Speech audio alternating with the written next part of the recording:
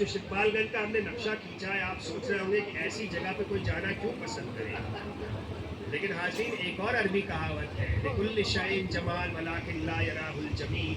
हर चीज़ में खूबसूरती है, देखने वाले की नज़र चाहिए। और शिवपालगंज की खूबसूरती अगर आपको देखनी है तो उसके लिए आपको चाहिए बैद जी की नज़र। आप पूछेंगे बैद जी कौन है?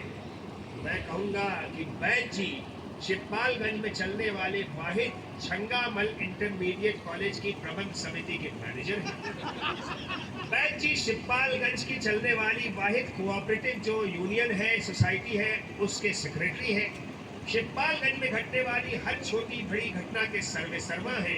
संक्षेप में कहा जाए तो बैद जी ही शिवपालगंज है और शिवपालगंज ही बैद जी। बैद जी के बड़े बेटे हैं बदरी पहलवान।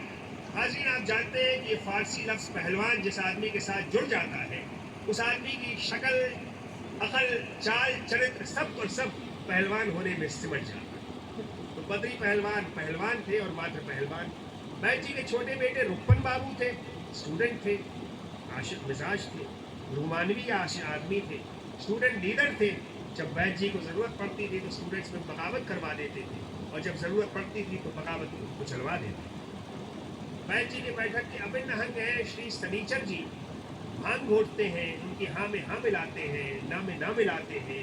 गंजों की ज़बान में कहें तो कुकर हवाते हैं। आमतौर से पटरीदार अंडरवेयर पहनते हैं और जब फॉर्मल होना चाहते हैं तो बनियान पहनते हैं।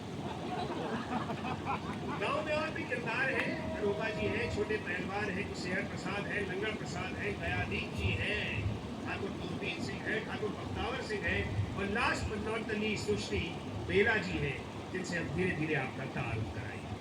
बैद जी की उम्र 68 बरस हो चुकी थी, पर 68 का जिक्र अरिथमेटिक की मजबूरी के कारण करना पड़ा, वरना बैद जी बुढ़ापे में विश्वास नहीं करते। बैद जी राजनीति से नफरत करते थे, राजनीतिज्ञों का मजाक उड़ाते थे। गांधी जी की तरह उन्होंने अपनी राजनीतिक पार्टी में कोई पद न लिया था। वो नौजवान खून को बढ़ावा देना चाहते थे। अरे वो तो कॉलेज वालों ने आकर के उन्हें मजबूर कर दिया और कोऑपरेटिव वालों ने आके मजबूर कर दिया, तो मजबूरन बैद जी ने मजबूर होना स्वीकार कर लिया।